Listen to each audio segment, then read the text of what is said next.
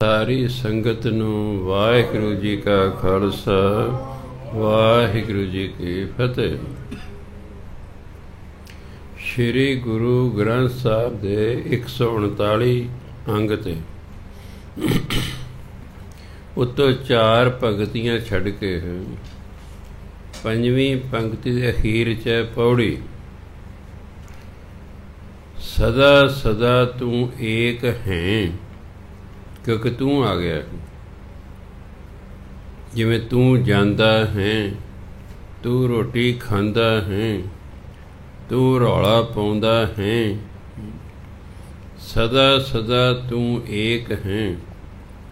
ਤੁਧ ਦੂਜਾ ਖੇਲ ਰਚਾਇਆ, ਹਉਮੈ ਗਰਭ ਉਪਾਇ ਕੈ, ਲੋਭ ਅੰਤਰ ਜਨਤਾਂ ਪਾਇਆ। ਜਨਤਾਂ ਤਤਿਰ ਕਰਨਾ ਬਿੰਦੇ, ਜਿਉਂ ਭਾਵੈ ਤਿਉਂ ਰਖ ਤੂੰ, ਸਭ ਕਰੇ ਤੇਰਾ ਕਰਾਇਆ। ਇਕ ਨਾ ਬਖਸ਼ੈ ਮੇਲ ਲੈ, ਇਹ 'ਚ ਤੂੰ ਦੀ ਭਾਵਨਾ। ਇਕ ਨਾ ਬਖਸ਼ੈ ਮੇਲ ਲੈ, ਗੁਰਮਤੀ ਤੁਧੈ ਲਾਇਆ। ਇਕ ਖੜੇ ਕਰੈਂ ਤੇਰੀ ਚਾਕਰੀ, ਵਿਨ ਨਾਮੈ ਹੋਰ ਨਾ ਭਾਇਆ। ਹੋਰ ਕਾਰ ਵੇਕਾਰ ਹੈ, ਇਕ ਸੱਚੀ ਕਾਰੈ ਲਾਇਆ। ਪੁੱਤ ਕਲਤ, ਇਹਨੂੰ ਕਲਤ ਨਹੀਂ ਪੜ੍ਹਨਾ, ਹਿੰਦੀ ਦਾ ਸ਼ਬਦ ਹੈ ਕਲਤਰ। ਕਲਤਰ ਪਤਨੀ ਨੂੰ ਕਹਿੰਦੇ ਨੇ, ਉਸ ਤੋਂ ਛੋਟਾ ਬਣਾਇਆ ਕਲਤ। ਪੁੱਤ ਕਲਤ ਕੁਟੰਬ ਹੈ, ਇੱਕ ਅਲਿਪਤ ਰਹੇ ਜੋ ਤੁਧ ਭਾਇਆ। ਇਹਨੂੰ ਅਲਪਤ ਨਹੀਂ ਪੜ੍ਹਨਾ, ਲਿਪਤ ਦਾ ਵਿਰੋਧੀ ਸ਼ਬਦ ਹੈ ਅਲਿਪਤ। ਇੱਕ ਅਲਿਪਤ ਰਹੇ ਜੋ ਤੁਧ ਭਾਇਆ। ਉਹਦੇ 3 ਸਰੂਪ ਨੇ ਗੁਰਬਾਣੀ 'ਚ। ਇੱਕ ਹੈ ਊੜੇ ਦਾ ਮੂੰਹ ਖੁੱਲ੍ਹਾ ਹਾਹਾ, ਉਹ ਇਸਤਰੀ ਲਿੰਗ, ਇੱਕ ਵਚਨ। ਦੂਜਾ ਊੜੇ ਦਾ ਮੂੰਹ ਖੁੱਲ੍ਹਾ ਹਾਹੇ ਨੂੰ ਔਂਕੜ, ਇਹ ਪੁਲਿੰਗ ਹੈ, ਇੱਕ ਵਚਨ। ਤੀਸਰਾ ਊੜੇ ਦਾ ਮੂੰਹ ਖੁੱਲ੍ਹਾ ਹਾਹੇ ਨੂੰ ਸਿਆਰੀ, ਇਹ ਬਹੁਵਚਨ ਹੈ। ਉਹ ਅੰਦਰੋਂ ਬਾਹਰੋਂ ਨਿਰਮਲੇ, ਸੱਚੈ ਨਾਏ ਸਮਾਇਆ। ਗੁਰੂ ਮਹਾਰਾਜ ਫਰਮਾਨ ਕਰਦੇ ਨੇ, ਸਦਾ ਸਦਾ ਤੂੰ ਏਕ ਹੈ। ਹੇ ਪਰਮਾਤਮਾ, ਤੂੰ ਤਾਂ ਸਦਾ ਤੂੰ ਹੀ ਇੱਕ ਹੈ। ਤੁਧ ਦੂਜਾ ਖੇਲ ਰਚਾਇਆ। ਦੂਜਾ ਖੇਲ ਸੰਸਾਰ ਨੂੰ ਕਹਿੰਦੇ। ਤੂੰ ਆਪ ਹੀ ਇਹ ਸੰਸਾਰ ਪੈਦਾ ਕੀਤਾ, ਤੂੰ ਤੇ ਇਕੱਲਾ ਹੀ ਸੀ। ਇਹ ਸੰਸਾਰ ਦੀ ਰਚਨਾ ਵੀ ਤੂੰ ਹੀ ਕੀਤੀ ਹੈ। ਫਿਰ ਸੰਸਾਰ ਪੈਦਾ ਕਰਕੇ ਕੀਤਾ ਤੂੰ ਕੀ ਕੀਤਾ? ਹਉਮੈ ਗਰਭ ਉਪਾਇ ਕੈ, ਲੋਭ ਅੰਤਰ ਜਨਤਾ ਪਾਇਆ। ਇਹਨਾਂ ਜੀਵਾਂ ਦੇ ਵਿੱਚ ਹਉਮੈ ਗਰਭ ਹੰਕਾਰ ਪੈਦਾ ਕੀਤੇ, ਲੋਭ ਇਹਨਾਂ ਦੇ ਅੰਦਰ ਪਾਤਾ ਹੈ। ਤੂੰ ਸੰਸਾਰ ਬਣਾਇਆ, ਇਹ ਜੀਵ ਬਣਾਏ, ਤੇ ਜੀਵਾਂ ਦੇ ਅੰਦਰ ਹਉਮੈ ਹੰਕਾਰ ਅਤੇ ਲੋਭ ਤੂੰ ਪੈਦਾ ਕਰ ਦਿੱਤਾ ਹੈ। ਜਿਉਂ ਭਾਵੈ ਤਿਉਂ ਰਖ ਤੂੰ, ਸਭ ਕਰੇ ਤੇਰਾ ਕਰਾਇਆ। ਹੇ ਪਰਮਾਤਮਾ, ਹਰ ਕੋਈ ਉਹੀ ਕਰ ਰਿਹਾ ਜੋ ਤੂੰ ਕਰਵਾ ਰਿਹਾ ਹੈ, ਸਭ ਕਰੇ ਤੇਰਾ ਕਰਾਇਆ। ਇੱਥੇ ਸਭ ਇੱਕ ਵਚਨ ਹੈ। ਜੇ ਭੱਬੇ ਨੂੰ ਸਿਹਾਰੀ ਹੁੰਦੀ ਸਭ, ਫਿਰ ਆਪਾਂ ਕਹਿੰਦੇ ਸਾਰੇ। ਫਿਰ ਕਰੇ ਦੀ ਥਾਂ ਹੁੰਦਾ ਸੀ ਕਰੇ। ਸਭ ਕਰੇ ਤੇਰਾ ਕਰਾਇਆ। ਹਰ ਇੱਕ ਤੇਰਾ ਕੀਤਾ ਹੋਇਆ ਹੀ ਕਰ ਰਿਹਾ ਹੈ। ਜੋ ਤੂੰ ਜੀਵ ਤੋਂ ਕਰਵਾ ਰਹੇ, ਉਹ ਜੀਵ ਕਰ ਰਿਹਾ ਹੈ। ਜਿਉਂ ਭਾਵੈ ਤਿਉਂ ਰਖ ਤੂੰ। ਹੁਣ ਜਿਵੇਂ ਤੇਰੀ ਮਰਜ਼ੀ ਹੈ, ਇਸ ਜੀਵ ਦੀ ਰੱਖਿਆ ਕਰ। ਇਹ ਤਾਂ ਜੋ ਤੂੰ ਕਰਵਾਉਂਦਾ ਹੈ, ਉਹ ਜੀਵ ਕਰ ਰਿਹਾ ਹੈ। ਇਕ ਨਾ ਬਖਸ਼ੈ ਮੇਲ ਲੈ, ਗੁਰਮਤੀ ਤੁਧੈ ਲਾਇਆ। ਕਈਆਂ ਨੂੰ ਤੂੰ ਗੁਰੂ ਦੀ ਮੱਤ ਅਨੁਸਾਰ ਗੁਰੂ ਦੀ ਸਿੱਖਿਆ ਤੇ ਲਾਤਾ ਹੈ। ਗੁਰਮਤਿ ਗੁਰੂ ਦੀ ਮੱਤ, ਗੁਰੂ ਦੀ ਸਿੱਖਿਆ, ਗੁਰੂ ਦੇ ਉਪਦੇਸ਼ ਤੇ ਤੂੰ ਇਹਨਾਂ ਕਈਆਂ ਤਾਂ ਲਾਤਾ ਹੈ। ਜਿਹੜੇ ਗੁਰੂ ਦੇ ਉਪਦੇਸ਼ ਅਨੁਸਾਰ ਜੀਵਨ ਜਿਉਂਦੇ ਨਾ, ਬਖਸ਼ੇ ਮੇਰੇ ਨੇ, ਉਹਨਾਂ ਨੂੰ ਤੂੰ ਬਖਸ਼ ਦਿੰਦਾ ਹੈ ਤੇ ਆਪਣੇ ਨਾਲ ਮਿਲਾ ਲੈਂਦਾ ਹੈ। ਕਹਿੰਦੇ ਸਾਰੇ ਜੀਵ ਤੇਰੇ ਹੀ ਪੈਦਾ ਕੀਤੇ ਹੋਏ ਨੇ, ਜਿਤ ਜਿਤ ਲਾਵੋ ਤਿਤ ਤਿਤ ਲੱਗਣ ਵਾਲੀ ਗੱਲ ਹੈ। ਪਰ ਜਿਨ੍ਹਾਂ ਨੂੰ ਤੂੰ ਬਖਸ਼ਣਾ ਹੁੰਦਾ ਨਾ, ਉਹਨਾਂ ਦੇ ਗੁਰੂ ਦੀ ਮੱਤ ਪੈਦਾ ਕਰ ਦਿੰਦਾ ਹੈ। ਉਹ ਗੁਰੂ ਦੀ ਮੱਤ ਅਨੁਸਾਰ ਚੱਲਦੇ ਹਨ, ਫਿਰ ਤੂੰ ਉਹਨਾਂ ਨੂੰ ਬਖਸ਼ ਦਿੰਦਾ। ਉਹਨਾਂ ਦੇ ਜਿੰਨੇ ਪਾਪ ਕਰਮ ਨੇ ਸਾਰੇ ਬਖਸ਼ ਦਿੰਦਾ ਅਤੇ ਆਪਣੇ ਨਾਲ ਮਿਲਾ ਲੈਂਦਾ ਹੈ। ਇੱਕ ਖੜੇ ਕਰੇ ਤੇਰੀ ਚਾਕਰੀ, ਵਿਨ ਨਾਵੇਂ ਹੋਰ ਨਾ ਪਾਏ। ਇੱਕ ਹੁੰਦਾ ਕਈ, ਜਦੋਂ ਕੱਕੇ ਨੂੰ ਸਿਹਾਰੀ ਲੱਗ ਜੇ ਫਿਰ ਇੱਕ ਬਹੁਵਚਨ ਹੋ ਜਾਂਦਾ। ਇੱਕ ਖੜੇ ਕਰੇ ਤੇਰੀ ਚਾਕਰੀ, ਇੱਥੇ ਖੜੇ ਤੋਂ ਮਤਲਬ ਸਾਵਧਾਨ ਹੋ ਕੇ, ਕਈ ਸਾਵਧਾਨ ਹੋ ਕੇ ਤੇਰੀ ਚਾਕਰੀ ਕਰਦੇ ਨੇ, ਪਰ ਤੇਰਾ ਸਿਮਰਨ ਕਰਦੇ ਨੇ। ਵਿਨ ਨਾਮੈ ਹੋਰ ਨਾ ਭਾਇਆ, ਭਾਇਆ ਮੈਨੂੰ ਚੰਗਾ ਲੱਗਣਾ। ਉਹਨਾਂ ਨੂੰ ਨਾਮ ਤੋਂ ਬਿਨਾਂ ਹੋਰ ਕੁਝ ਚੰਗਾ ਹੀ ਨਹੀਂ ਲੱਗਦਾ। ਉਹ ਤੇਰਾ ਨਾਮ ਜਪਦੇ ਰਹਿੰਦੇ ਹਨ। ਹੋਰ ਕਾਰ ਬੇਕਾਰ ਹੈ, ਇੱਕ ਸੱਚੀ ਕਾਰ ਹੈ ਲਾਇਆ। ਕਈਆਂ ਨੂੰ ਤਾਂ ਸੱਚੇ ਕੰਮ 'ਚ ਸੱਚੀ ਕਾਰ ਕੀ ਹੈ? ਨਾਮ ਜਪਣਾ। ਕਈਆਂ ਨੂੰ ਨਾਮ ਜਪਣ 'ਚ ਲਾ ਦਿੱਤਾ ਹੈ। ਉਹਨਾਂ ਲਈ ਹੋਰ ਕਾਰ ਹੋਰ ਕੰਮ ਬੇਕਾਰ ਹੈ, ਵਿਅਰਥ ਹੈ, ਫਜ਼ੂਲ ਹੈ। ਜਿਨ੍ਹਾਂ ਨੂੰ ਤੂੰ ਨਾਮ ਜਪਣ 'ਤੇ ਲਾ ਦਿੱਤਾ ਨਾ, ਉਹਨਾਂ ਲਈ ਹੋਰ ਕੰਮ ਵਿਅਰਥ ਹੈ। ਉਹ ਇਸੇ ਕੰਮ ਨੂੰ ਸਭ ਤੋਂ ਵਧੀਆ ਸਮਝਦੇ ਹਨ। ਪੁੱਤ ਕਲੱਤ ਕੁਟੰਬ ਹੈ, ਕਹਿੰਦੇ ਪੁੱਤਰ ਵੀ ਹੁੰਦਾ ਹੈ, ਪਤਨੀ ਵੀ ਹੁੰਦੀ ਹੈ, ਪਰਿਵਾਰ ਵੀ ਹੁੰਦਾ ਹੈ। ਪਰ ਇਹਨਾਂ 'ਚ ਰਹਿੰਦਿਆਂ ਹੋਇਆਂ ਇੱਕ ਅਲਿਪਤ ਰਹੇ ਜੋ ਤੁਧ ਭਾਇਆ। ਜਿਹੜੇ ਤੈਨੂੰ ਚੰਗੇ ਲੱਗਦੇ ਹਨ, ਜੋ ਤੁਧ ਭਾਇਆ, ਜਿਹੜੇ ਤੈਨੂੰ ਚੰਗੇ ਲੱਗਦੇ ਹਨ, ਉਹ ਪਰਿਵਾਰ 'ਚ ਰਹਿੰਦਿਆਂ ਹਾਂ ਵੀ ਅਲਿਪਤ ਨੇ, ਨਿਰਲੇਪ ਨੇ। ਉਹ ਲਿਪਤ ਨਹੀਂ ਹੁੰਦੇ, ਉਹ ਨਿਰਲੇਪ ਰਹਿੰਦੇ ਹਨ। ਅਸੀਂ ਤੇ ਲਿਪਤ ਹੋਣ ਕਾਰਨ ਸਾਡੇ ਜੇ ਬੱਚੇ ਗਲਤ ਕੰਮ ਵੀ ਕਰਦੇ ਨੇ, ਤਾਂ ਵੀ ਅਸੀਂ ਉਹਨਾਂ ਨੂੰ ਬਚਾਉਣ ਲਈ ਭੱਜ ਨੱਠ ਕਰਦੇ ਹਾਂ। ਅਸੀਂ ਦੂਜਿਆਂ ਦੇ ਬੱਚਿਆਂ ਲਈ ਭੱਜ ਨੱਠ ਕਿਉਂ ਨਹੀਂ ਕਰਦੇ? ਕਿਉਂਕਿ ਸਾਨੂੰ ਉਹਨਾਂ ਨਾਲ ਮੋਹ ਨਹੀਂ ਹੁੰਦਾ। ਆਪਣਿਆਂ ਨਾਲ ਮੋਹ ਹੋਣ ਕਾਰਨ ਪਤਾ ਹੈ ਮੇਰੇ ਮੁੰਡੇ ਨੇ ਚੋਰੀ ਕੀਤੀ ਹੈ, ਮੇਰੇ ਮੁੰਡੇ ਨੇ ਡਾਕਾ ਮਾਰਿਆ, ਮੇਰਾ ਮੁੰਡਾ ਗੈਂਗਸਟਰ ਹੈ, ਮੇਰਾ ਮੁੰਡਾ ਨਸ਼ੇ ਵੇਚਦਾ ਹੈ, ਉਹ ਫੜਿਆ ਗਿਆ। ਅਸੀਂ ਭੱਜ ਨੱਠ ਕਰਦੇ ਹਾਂ, ਉਹਦੇ ਲਈ ਵਕੀਲ ਕਰਦੇ ਹਾਂ, ਥਾਣੇ ਵਾਲਿਆਂ ਨੂੰ ਵੀ ਰਿਸ਼ਵਤ ਦਿੰਦੇ ਹਾਂ, ਬੜਾ ਕੁਛ ਸਿਫਾਰਸ਼ਾਂ ਵੀ ਲਾਉਂਦੇ ਹਾਂ। ਪਰ ਜਿਹੜੇ ਪਰਮਾਤਮਾ ਨੂੰ ਚੰਗੇ ਲੱਗਦੇ ਨੇ, ਉਹ ਪਰਿਵਾਰ 'ਚ ਰਹਿੰਦਿਆਂ ਹੋਇਆਂ ਵੀ ਅਲਿਪਤ ਨੇ, ਉਹ ਨਿਰਲੇਪ ਰਹਿੰਦੇ ਨੇ। ਉਹ ਆਪਣੇ ਪਰਿਵਾਰਕ ਜ਼ਿੰਮੇਵਾਰੀਆਂ ਪੂਰੀਆਂ ਕਰਦੇ ਨੇ, ਪਰ ਪਰਿਵਾਰ ਦੇ ਗਲਤ ਕੰਮਾਂ 'ਚ ਸਾਥ ਨਹੀਂ ਦਿੰਦੇ। ਉਹ ਅੰਦਰੋਂ ਬਾਹਰੋਂ ਨਿਰਮਲੇ, ਸੱਚੈ ਨਾਏ ਸਮਾਇਆ। ਇਹੋ ਜਿਹੇ ਬੰਦੇ ਸੱਚੈ ਨਾਏ ਸਮਾਇਆ, ਉਹ ਪਰਮਾਤਮਾ ਦੇ ਨਾਮ ਵਿੱਚ ਲੀਨ ਰਹਿੰਦੇ ਨੇ, ਇਸ ਲਈ ਅੰਦਰੋਂ ਵੀ ਅਤੇ ਬਾਹਰੋਂ ਵੀ ਨਿਰਮਲ ਨੇ।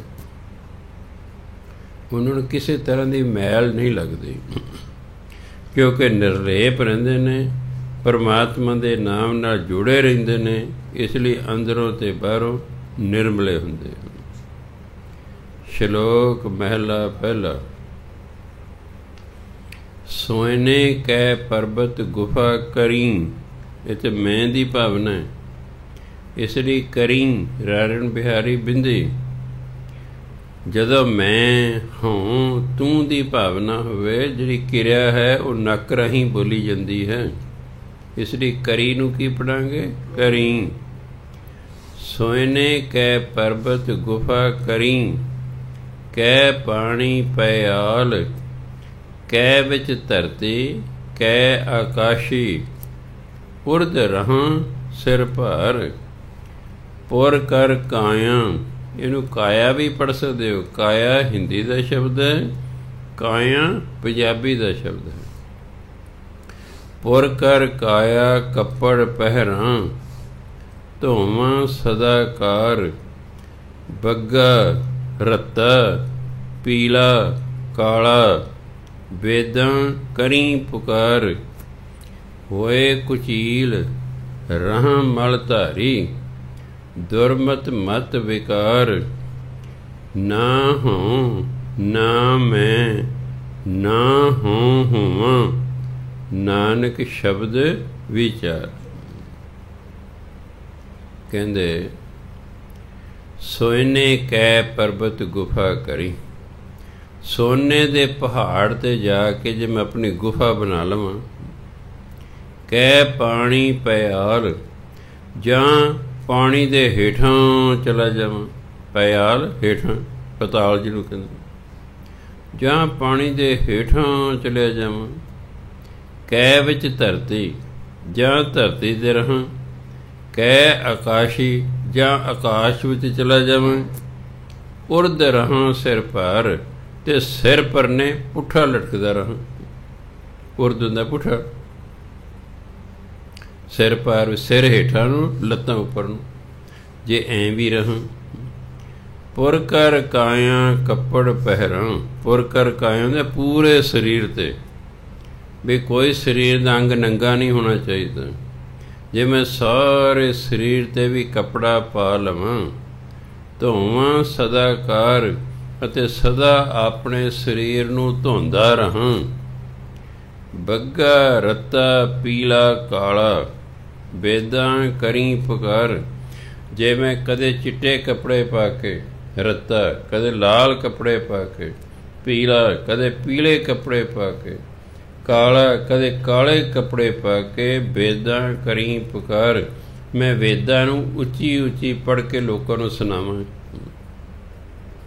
ਹੋਏ ਕੁਚੀਲ ਰਹਾਂ ਮਲ ਧਾਰੀ, ਮੈਂ ਗੰਦਾ ਰਹਾਂ ਮੈਲ ਧਾਰੀ ਰਹਾਂ, ਦੁਰਮਤ ਮਤ ਵਿਕਾਰ। ਇਸ ਤਰ੍ਹਾਂ ਅੰਦਰ ਕੀ ਇਹਦੇ ਭੈੜੀ ਮਤ ਪੈਦਾ ਹੁੰਦੀ ਹੈ, ਅੰਦਰ ਬੁਰਾਈਆਂ ਪੈਦਾ ਹੁੰਦੀਆਂ ਹਨ।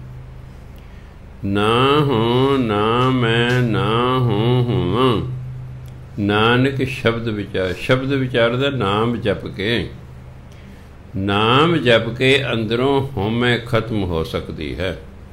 ਉੱਪਰਲੇ ਕਿਸੇ ਕੰਮ ਨਾਲ ਵੀ ਹਉਮੈ ਨਹੀਂ ਖਤਮ ਹੁੰਦੀ। ਕਹੇ ਜੇ ਮੈਂ ਆਪਣੇ ਅੰਦਰੋਂ ਹਉਮੈ ਖਤਮ ਕਰ ਲਈ, ਸੋਨੇ ਦੇ ਪਹਾੜ 'ਤੇ ਜਾ ਕੇ ਗੁਫਾ ਬਣਾ ਲਾਂ, ਜਾਂ ਪਾਣੀ ਦੇ ਹੇਠਾਂ ਪਤਾਲ 'ਚ ਚਲੇ ਜਾਵਾਂ, ਜਾਂ ਧਰਤੀ 'ਤੇ ਰਹਾਂ, ਜਾਂ ਆਕਾਸ਼ 'ਚ ਚਲੇ ਜਾਵਾਂ, ਜਾਂ ਸਿਰ ਭਾਰ ਪੁੱਠਾ ਲਟਕਦਾ ਰਹਾਂ, ਜਾਂ ਮੈਂ ਸਾਰੇ ਸਰੀਰ ਨੂੰ ਕੱਪੜੇ ਨਾਲ ਢੱਕ ਲਵਾਂ, ਜਾਂ ਮੈਂ ਸਦਾ ਹੀ ਆਪਣੇ ਸਰੀਰ ਨੂੰ ਧੋਂਦਾ ਰਹਾਂ, ਜਾਂ ਮੈਂ ਕਦੇ ਚਿੱਟੇ ਕਦੇ ਲਾਲ ਕਦੇ ਪੀਲੇ ਕਦੇ ਕਾਲੇ ਕੱਪੜੇ ਪਾ ਕੇ ਵੇਦਾਂ ਨੂੰ ਪੜ੍ਹਾਂ, ਮੈਂ ਗੰਦਾ ਮੰਦਾ ਰਹਾਂ, ਮੈਲ ਧਾਰੀ ਰਹਾਂ। ਇਸ ਤਰ੍ਹਾਂ ਕਰਨਾ ਮੇਰੇ ਅੰਦਰ ਦੁਰਮਤ ਪੈਦਾ ਹੋ ਜਾਏਗੀ, ਵਿਕਾਰ ਪੈਦਾ ਹੋ ਜਾਣਗੇ, ਮੇਰੇ ਅੰਦਰ ਹਉਮੈ ਖਤਮ ਨਹੀਂ ਹੋਵੇਗੀ। ਕਹਿੰਦੇ ਹਉਮੈ ਕਿਵੇਂ ਖਤਮ ਹੋਵੇਗੀ? ਨਾ ਹੋ ਨਾ ਮੈਂ ਨਾ ਹੋ ਹੋਵਾਂ, ਨਾਨਕ ਸ਼ਬਦ ਵਿਚਾਰ। ਜਦੋਂ ਮੈਂ ਸ਼ਬਦ ਦੀ ਵਿਚਾਰ ਕਰਾਂਗਾ, ਭਾਵ ਨਾਮ ਜਪਾਂਗਾ, ਫਿਰ ਮੇਰੇ ਅੰਦਰੋਂ ਹਉਮੈ ਖਤਮ ਹੋਵੇਗੀ। ਸੋ ਗੁਰੂ ਮਹਾਰਾਜ ਸੌਖਾ ਢੰਗ ਦੱਸਿਆ ਕਿ ਜੇ ਤੁਸੀਂ ਪਰਮਾਤਮਾ ਨੂੰ ਮਿਲਣਾ ਤਾਂ ਅੰਦਰੋਂ ਹਉਮੈ ਖਤਮ ਕਰਨੀ ਪਏਗੀ, ਕਿ ਜਿੱਥੇ ਹਉਮੈ ਹੋਏਗੀ ਉੱਥੇ ਪਰਮਾਤਮਾ ਨਹੀਂ ਹੋ ਸਕਦਾ। ਗੁਰਬਾਣੀ ਕਹਿੰਦੀ ਹਉਮੈ ਨਾਵੇਂ ਨਾਲ ਵਿਰੋਧ ਹੈ, ਦੋਏ ਨਾ ਵਸੈ ਇੱਕ ਠਾਈ। ਜਿੱਥੇ ਹਉਮੈ ਹੋਏਗੀ ਉੱਥੇ ਪਰਮਾਤਮਾ ਨਹੀਂ ਹੋ ਸਕਦਾ। ਤੇ ਹਉਮੈ ਜਿਹੜੀ ਹੈ ਨਾਮ ਜਪਣ ਤੋਂ ਬਿਨਾਂ ਖਤਮ ਨਹੀਂ ਹੁੰਦੀ। ਨਾਮ ਜਪਾਂਗੇ ਅੰਦਰੋਂ ਖਤਮ, ਹਉਮੈ ਖਤਮ ਹੋਏਗੀ ਤਾਂ ਰੱਬ ਮਿਲੇਗਾ। ਹੋਰ ਬਾਕੀ ਅੱਡ-ਅੱਡ ਥਾਵਾਂ 'ਤੇ ਵਸਣ ਨਾਲ ਰੱਬ ਨਹੀਂ ਮਿਲਦਾ। ਪੁਰਾਣੇ ਜ਼ਮਾਨੇ ਕਈ ਲੋਕ ਘਰ-ਬਾਰ ਛੱਡ ਕੇ ਜੰਗਲਾਂ ਚਲੇ ਜਾਂਦੇ ਸੀ, ਕੋਈ ਪਹਾੜਾਂ 'ਤੇ ਚਲੇ ਜਾਂਦੇ ਸੀ, ਕੋਈ ਪੁੱਠੇ ਲਟਕਦੇ ਸਨ, ਕੋਈ ਕੁਛ ਕਰਦਾ ਸੀ। ਭਗਤ ਆਏ, ਗੁਰੂ ਨਾਨਕ ਦੇ ਸੰਸਾਰ 'ਚ ਆਏ, ਉਹ ਕਹਿੰਦੇ ਇਸ ਤਰ੍ਹਾਂ ਗੱਲ ਨਹੀਂ ਤੁਹਾਡੀ ਬਣੇਗੀ। ਰਹੋ ਜਿੱਥੇ ਤੁਸੀਂ ਮਰਜ਼ੀ ਹੈ, ਘਰ 'ਚ ਵੀ ਰਹਿ ਸਕਦੇ ਹੋ, ਗੱਲ ਦੇ ਅੰਦਰ ਹਉਮੈ ਛੱਡਣ ਦੀ ਹੈ। ਉਹ ਨਾਮ ਤੋਂ ਬਿਨਾਂ ਨਹੀਂ ਛੁੱਟਦੀ। ਨਾਮ ਜਪਾਂਗੇ, ਅੰਦਰੋਂ ਹਉਮੈ ਖਤਮ ਹੋਏਗੀ, ਤਾਂ ਪਰਮਾਤਮਾ ਅੰਦਰੋਂ ਪ੍ਰਗਟ ਹੋਵੇਗਾ। ਹੈ ਤੇ ਅੰਦਰ ਹੀ ਬੈਠਾ। ਮਹਿਲਾ ਪਹਿਲਾ। ਵਸਤਰ ਪਖਾਲ ਪਖਾਲੇ ਕਾਇਆ, ਆਪੇ ਸੰਜਮ ਹੋਵੇ, ਅੰਤਰ ਮੈਲ ਲੱਗੀ ਨਹੀਂ ਜਾਣੇ। ਬਾਹਰੋਂ ਆਹੇ ਤੇ ਟਿੱਪੀ, ਬਾਹਰੋਂ ਮਲ ਮਲ ਧੋਵੇ, ਅੰਧਾ ਭੂਲ ਪਿਆ ਜਮ ਜਾਲੇ। ਵਸਤ ਭਰਾਈ ਆਪਣੀ ਕਰ ਜਾਣੇ, ਹਉਮੈ ਵਿੱਚ ਦੁੱਖ ਘਾਲੇ। ਨਾਨਕ ਗੁਰਮੁਖ ਹਉਮੈ ਟੁਟੈ, ਤਾਂ ਹਰ ਹਰ ਨਾਮ ਧਿਆਵੈ। ਨਾਮ ਜਪੇ ਨਾਮੋ ਅਰਾਧੇ, ਨਾਮੇ ਸੁਖ ਸਮਾਵੈ। ਵਸਤਰ ਕੱਪੜਿਆਂ ਨੂੰ ਕਹਿੰਦੇ ਨੇ, ਪਖਾਲ ਧੋਣ ਨੂੰ ਕਹਿੰਦੇ ਨੇ। ਵਸਤਰ ਪਖਾਲ ਕੱਪੜੇ ਧੋ ਕੇ, ਪਖਾਲੇ ਕਾਇਆ ਸਰੀਰ ਨੂੰ ਧੋਵੇ, ਆਪੇ ਸੰਜਮ ਹੋਵੇ ਅਤੇ ਆਪਣੇ ਉੱਤੇ ਸੰਜਮ ਰੱਖੇ, ਆਪਣੀਆਂ ਇੰਦਰੀਆਂ 'ਤੇ ਕੰਟਰੋਲ ਰੱਖੇ। ਅੰਤਰ ਮੈਲ ਲੱਗੀ ਨਹੀਂ ਜਾਣੇ। ਪਰ ਉਹਨੂੰ ਵਿਚਾਰੇ ਨੇ ਇਹ ਪਤਾ ਹੀ ਨਹੀਂ ਕਿ ਤੇਰੇ ਤਾਂ ਅੰਦਰ ਮੈਲ ਹੈ। ਬਾਹਰੋਂ ਮਲ ਮਲ ਧੋਵੇ, ਬਾਹਰੋਂ ਸਰੀਰ ਨੂੰ ਧੋ ਰਿਹਾ। ਜਿਵੇਂ ਕਰੋੜਾਂ ਲੋਕ ਦਰਿਆਵਾਂ ਦੇ ਕੰਢੇ ਜਾ ਕੇ ਨਹਾਉਂਦੇ ਨੇ, ਸਰੋਵਰਾਂ 'ਚ ਨਹਾਉਂਦੇ ਨੇ, ਕੋਈ ਗੰਗਾ 'ਚ ਨਹਾ ਰਿਹਾ ਹੈ। ਸਿੱਖ ਧਰਮ ਕਹਿੰਦੇ ਇਹ ਤੇ ਬਾਹਰੋਂ ਨਹਾਉਣਾ ਹੈ। ਬਾਹਰੋਂ ਨਹਾਉਣ ਨਾਲ ਮਨ ਸਾਫ਼ ਨਹੀਂ ਹੁੰਦਾ। ਜਿੱਥੇ ਜਿਹੜੇ ਸਰੋਵਰ 'ਚ ਮਰਜ਼ੀ ਨਹਾ ਲਓ, ਅਤੇ ਜਿਸ ਦਰਿਆ 'ਚ ਜਾ ਕੇ ਭਾਵੇਂ ਮਰਜ਼ੀ ਨਹਾ ਲਓ। ਜੇ ਨਹਾਉਣ ਨਾਲ ਮਨ ਸਾਫ਼ ਹੁੰਦਾ, ਨਾ ਸਤ ਸੰਗਤ ਕਰਨ ਦੀ ਲੋੜ ਹੈ, ਨਾ ਬਾਣੀ ਪੜ੍ਹਨ ਦੀ ਲੋੜ ਹੈ, ਨਾ ਨਾਮ ਜਪਣ ਦੀ ਲੋੜ ਹੈ, ਨਾ ਹੀ ਸ਼ੁਭ ਕਰਮ ਕਰਨ ਦੀ ਲੋੜ ਹੈ। ਜੋ ਮਰਜ਼ੀ ਹੈ ਕਰੀ ਜਾਓ, ਨਹਾ ਲਓ ਅਤੇ ਨਿਬੜਿਆ ਕੰਮ। ਇਹੀ ਕਾਰਨ ਹੈ ਕਿ ਭਾਰਤ ਦੇ ਵਿੱਚੋਂ ਬੁਰਾਈਆਂ ਖਤਮ ਹੀ ਨਹੀਂ ਹੋ ਰਹੀਆਂ। ਇਹ ਸੋਚਦੇ ਬਸ ਨਹਾ ਲਿਆ ਜੀ ਅਸੀਂ ਮੁਕਤ ਹੋ ਗਏ, ਨਹਾ ਲਿਆ ਜੀ ਬਸ। ਬੁਰਾਈ ਉਸੇ ਤਰ੍ਹਾਂ ਦੀ ਉਸਤਰੀ ਖੜੀ ਹੈ। ਬਾਹਰਲੇ ਦੇਸ਼ ਹੈ ਇਹਨਾਂ ਗੱਲਾਂ 'ਚ ਵਿਸ਼ਵਾਸ ਹੀ ਨਹੀਂ ਕਰਦੇ। ਉਹ ਇਹਨਾਂ ਗੱਲਾਂ 'ਚ, ਅਸੀਂ ਇਹਨਾਂ ਗੱਲਾਂ 'ਚ ਵਿਸ਼ਵਾਸ ਕਰਦੇ ਹਾਂ, ਇਸ ਲਈ ਅਸੀਂ ਮਾੜੇ ਕੰਮ ਕਰਦੇ ਰਹਿਣਾ ਵੀ ਕੋਈ ਨਹੀਂ ਕਰੀ ਚਲੋ ਜੋ ਮਰਜ਼ੀ ਹੈ। ਸਾਲ ਬਾਅਦ ਜਾ ਕੇ ਨਹਾ ਲਾਂਗੇ, ਮਾਘੀ ਨੂੰ ਜਾ ਕੇ ਨਹਾ ਲਾਂਗੇ, ਜਾਂ ਹੋਰ ਕਿਸੇ ਦਿਨ ਜਾ ਕੇ ਨਹਾ ਲਾਂਗੇ, ਗੰਗਾ ਜਾ ਕੇ ਨਹਾ ਲਾਂਗੇ, ਹਰ ਕੀ ਪੌੜੀ 'ਤੇ ਜਾ ਕੇ ਨਹਾ ਲਾਂਗੇ। ਬਸ ਅਸੀਂ ਇਹਨਾਂ ਭਰਮ ਭੁਲੇਖਿਆਂ 'ਚ ਹੀ ਪਏ ਹੋਏ ਹਾਂ ਅਤੇ ਬੁਰਾਈਆਂ ਨਹੀਂ ਛੱਡਦੇ। ਬਾਹਰਲੇ ਦੇਸ਼ ਇਸ ਲਈ ਜਦ ਤੁਸੀਂ ਜਾਂਦੇ ਹੋ, ਅਲਕਾ ਯਾਰ ਉੱਥੇ ਨਾ ਕੋਈ ਰਿਸ਼ਵਤ ਹੈ, ਨਾ ਤਾਂ ਕੋਈ ਸਿਫਾਰਿਸ਼ ਹੈ, ਨਾ ਕੋਈ ਐਸੀ ਕੋਈ ਗੱਲ ਹੈ। ਉੱਥੇ ਤੁਸੀਂ ਕਾਨੂੰਨ ਮੰਨੋ ਅਤੇ ਮੌਜ ਕਰੋ। ਹਾਂ, ਕਾਨੂੰਨ ਤੋੜੋਗੇ ਫਿਰ ਤੁਹਾਨੂੰ ਜੁਰਮਾਨਾ ਬਹੁਤ ਹੋਏਗਾ। ਤੁਸੀਂ ਓਨਾ ਕਮਾਇਆ ਨਹੀਂ ਹੋਵੇਗਾ ਜਿੰਨਾ ਤੁਹਾਨੂੰ ਜੁਰਮਾਨਾ ਹੋ ਜਾਏਗਾ। ਉੱਥੇ ਪੁਲਿਸ ਵਾਲੇ ਕੁਛ ਨਹੀਂ ਕਹਿੰਦੇ। ਤੁਸੀਂ ਕਾਨੂੰਨ ਤੋੜਿਆ, ਤੁਹਾਨੂੰ ਕੋਈ ਥੱਪੜ ਨਹੀਂ ਮਾਰਨਾ, ਤੁਹਾਨੂੰ ਕੁੱਟਣਾ ਨਹੀਂ, ਕੋਈ ਥਾਣੇ ਨਹੀਂ ਉਹਨੇ ਲੈ ਕੇ ਜਾਣਾ ਤੁਹਾਨੂੰ। ਬਸ ਨੰਬਰ ਤੁਹਾਡਾ ਨੋਟ ਕਰਨਾ ਅਤੇ ਤੁਹਾਡੇ ਘਰ ਫਰਰਾ ਪਹੁੰਚ ਜਾਣਾ ਵੀ ਇੰਨਾ ਜੁਰਮਾਨਾ ਤੁਹਾਨੂੰ ਕੀਤਾ ਜਾਂਦਾ ਹੈ। ਨਹੀਂ ਭਰੋਗੇ ਤੁਹਾਡਾ ਲਾਇਸੈਂਸ ਖਤਮ। ਫਿਰ ਗੱਡੀ ਇਹ ਨਹੀਂ ਤੁਸੀਂ ਚਲਾ ਸਕਦੇ। ਉੱਥੇ ਗੱਡੀ ਤੋਂ ਬਿਨਾਂ ਗੁਜ਼ਾਰਾ ਨਹੀਂ ਹੁੰਦਾ। ਲੋਕ ਫਿਰ ਡਰਦੇ ਹੋਏ ਕਾਨੂੰਨ ਮੰਨਦੇ ਹਨ, ਅਤੇ ਜਦੋਂ ਕਾਨੂੰਨ ਦੇ ਅਨੁਸਾਰ ਚੱਲਣਾ ਅਤੇ ਫਿਰ ਗੱਲ ਖਤਮ। ਫਿਰ ਮੌਜ ਹੀ ਮੌਜ ਹੈ, ਮੌਜ ਹੀ ਮੌਜ। ਬਾਹਰਲੇ ਦੇਸ਼ਾਂ ਜਿਨ੍ਹਾਂ ਬੱਚਿਆਂ ਨੂੰ PR ਨਹੀਂ ਮਿਲ ਰਹੀ, ਉਹਨਾਂ ਜ਼ਰੂਰ ਉੱਥੋਂ ਦੇ ਕਾਲਜ ਦਾ ਜੋ ਉੱਥੇ ਦੇ ਕਾਨੂੰਨ ਤੋੜੇ। ਉਹਨਾਂ ਦੇ ਰਿਕਾਰਡ ਖਰਾਬ ਹੋ ਗਿਆ ਹੈ। 10-10, 12-12 ਸਾਲ ਉਹਨਾਂ ਧੱਕੇ ਖਾਂਦੇ ਹੋਏ ਆ, ਉਹਨਾਂ ਨੂੰ PR ਨਹੀਂ ਮਿਲ ਰਹੀ। ਕਿਉਂ? ਉੱਥੇ ਦੇ ਕਾਨੂੰਨਾਂ ਅਨੁਸਾਰ ਨਹੀਂ ਚੱਲਦੇ। ਇਹ ਹਿੰਦੁਸਤਾਨ ਨਹੀਂ ਹੈ ਵੀ ਮੈਨੂੰ ਫੜ ਲਿਆ, ਬੈਲਟ ਨਹੀਂ ਲਾਈ, ਬਾਬਾ ਰੁਕ ਜਾਓ ਜੀ, ਅਤੇ ਮੈਂ ਟੈਲੀਫੋਨ ਮੋਬਾਈਲ ਮਿਲਾਉਣ ਲੱਗ ਜਾਂਦਾ। ਹਾਂ, ਤੁਹਾਨੂੰ ਪਤਾ ਵੀ ਕਿਸ ਸਿਫਾਰਿਸ਼ ਕਰੂਗਾ, ਜਾਓ ਜੀ। ਇੱਕ ਵਾਰੀ ਮੈਂ ਅਤੇ ਰਘਵੀਰ ਸਿੰਘ ਜੀ ਜਾ ਰਹੇ ਕਾਰ 'ਚ, ਅੱਗੇ ਨਾਕਾ ਲੱਗਾ, ਰੋਕ ਲਿਆ ਉਹਨਾਂ ਨੇ। ਕਹਿੰਦੇ ਅਸੀਂ ਬਾਬਾ ਜੀ ਕਰਕੇ ਤੁਹਾਨੂੰ ਛੱਡ ਦਿਆ, ਤੁਸੀਂ ਬੈਲਟ ਨਹੀਂ ਲਾਈ, ਨਹੀਂ ਤਾਂ ਅਸੀਂ ਤੁਹਾਨੂੰ ਜੁਰਮਾਨਾ ਕਰ ਦੇਣਾ ਸੀ। ਅੱਜ ਤੇ ਲੰਘ ਜਾਓ, ਪਰ ਅੱਗੇ ਤੋਂ ਖਿਆਲ ਰੱਖਿਓ। ਅਸੀਂ ਤਾਂ ਸਿਫਾਰਿਸ਼ਾਂ ਲਾ ਲੈਂਦੇ। ਮੈਂ ਇੱਕ ਕਾਰ 'ਚ ਬੈਠਾ, ਉਹ ਯੂਪੀ ਦੀ ਕਾਰ ਸੀ, ਹੈਗੀ ਵੱਡੇ ਅਫਸਰ ਦੀ ਸੀ। ਉਹਨੇ ਡਰਾਈਵਰ ਨੂੰ ਕਿਹਾ ਬਾਬਾ ਜੀ ਨੂੰ ਘਰ ਛੱਡਿਓ। ਉਹ ਜਿਹੜੀ ਅੱਗੇ ਜ਼ੈਬਰਾ ਲਾਈਨ ਬਣੀ ਹੁੰਦੀ ਹੈ, ਉਹ ਥੋੜ੍ਹੇ ਅੱਗੇ ਕ੍ਰੋਸ ਕਰ ਗਿਆ, ਪੁਲਿਸ ਵਾਲੇ ਨੇ ਫੜ ਲਿਆ, ਆ ਜਾ ਬਈ 300 ਰੁਪਏ ਲਿਓ। ਮੈਂ ਪੁਲਿਸ ਵਾਲਾ ਸੱਦਿਆ, ਮੈਂ ਤੁਸੀਂ ਫਲਾਣੇ SSP ਨੂੰ ਜਾਣਦੇ ਹੋ? ਕਹਿੰਦੇ ਹਾਂ। ਮੈਂ ਉਹਦਾ ਚਾਚਾ। ਕਿ ਜਾਓ ਜੀ। ਫਿਰ ਹਿੰਦੁਸਤਾਨ ਤਾਂ ਐਂ ਚੱਲਦਾ, ਇੱਥੇ ਫਿਰ ਅਗਲਾ ਮੰਨਦਾ ਹੀ ਨਹੀਂ ਹੈ, ਉੱਥੇ ਸੁਣਦੇ ਹੀ ਨਹੀਂ। ਉਹਨਾਂ ਨਾ ਤੁਹਾਨੂੰ ਰੋਕਣਾ, ਕੁਛ ਨਹੀਂ ਕਹਿਣਾ, ਤੁਹਾਡੇ ਘਰ ਫੁਰਰਾ ਪਹੁੰਚ ਜਾਣੇ, ਹਾਂ ਜੀ ਇੰਨਾ ਲੱਗ ਗਿਆ ਤੁਹਾਨੂੰ ਜੁਰਮਾਨਾ।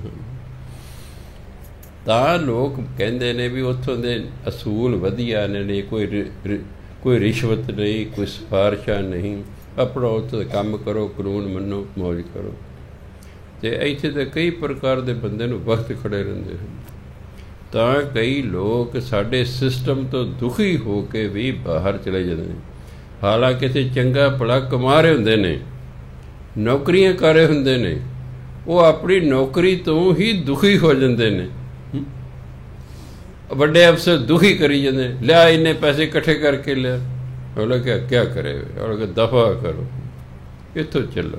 ਖੈਰ, ਸੋ ਗੁਰੂ ਮਹਾਰਾਜ ਕਹਿੰਦੇ ਵਸਤਰ ਪਖਾਲੇ ਕਾਇਆ।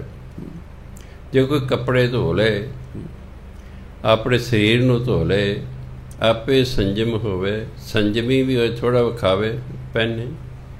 ਅੰਤਰ ਮੈਲ ਲੱਗੀ ਨਹੀਂ ਜਾਣੇ, ਉਹਨੂੰ ਪਤਾ ਹੀ ਨਹੀਂ ਮੈਲ ਤੇ ਅੰਦਰ ਲੱਗੀ ਹੋਈ ਹੈ। ਬਾਹਰੋਂ ਮਲ ਧੋਵੇ, ਬਾਹਰੋਂ ਮਲ ਕੇ ਧੋ ਰਿਹਾ ਹੈ। ਅੰਧਾ ਭੂਲ ਪਿਆ ਜਮ ਜਾਲੇ। ਅੰਧਾ ਭਾਵ ਅਗਿਆਨੀ ਭੁੱਲ ਗਿਆ ਹੈ, ਅਸਲੀਅਤ ਨੂੰ ਭੁੱਲ ਗਿਆ ਹੈ ਕਿ ਮੈਂ ਸ਼ੁਭ ਕਰਮ ਕਰਨੇ ਨੇ, ਨਾਮ ਜਪਣਾ, ਇਸ ਤਰ੍ਹਾਂ ਮੈਂ ਪਵਿੱਤਰ ਹੋਵਾਂਗਾ। ਉਹ ਭੁੱਲ ਗਿਆ ਹੈ, ਇਸ ਲਈ ਜਮ ਜਾਲੇ, ਜਮਾਂ ਦੇ ਜਾਲ ਵਿੱਚ ਫਸ ਜਾਂਦਾ। ਵਸਤ ਪਰਾਈ ਆਪਣੀ ਕਰ ਜਨ। ਇਹ ਸਰੀਰ ਜਿਹੜਾ ਹੈ ਇਹ ਤੇ ਪਰਾਇਆ। ਜੇ ਸਾਡਾ ਹੋਵੇ ਫਿਰ ਅਸੀਂ ਕਦੇ ਵੀ ਇਹਨੂੰ ਛੱਡੀਏ, ਫਿਰ ਇਹਨੂੰ ਕਦੇ ਵੀ ਨਾ ਛੱਡੀਏ। ਅਸੀਂ ਇਹਨੂੰ ਛੱਡ ਕੇ ਚਲੇ ਜਾਂਦੇ ਹਾਂ। ਜੋ ਅਸੀਂ ਹਾਂ ਉਹ ਤਾਂ ਆਤਮਾ ਹਾਂ, ਅਸੀਂ ਵਿੱਚੋਂ ਨਿਕਲ ਜਾਂਦੇ ਹਾਂ ਸਰੀਰ ਦੇ। ਇਹ ਸਰੀਰ ਨੂੰ ਅਸੀਂ ਨਾਲ ਨਹੀਂ ਲਿਜਾ ਸਕਦੇ।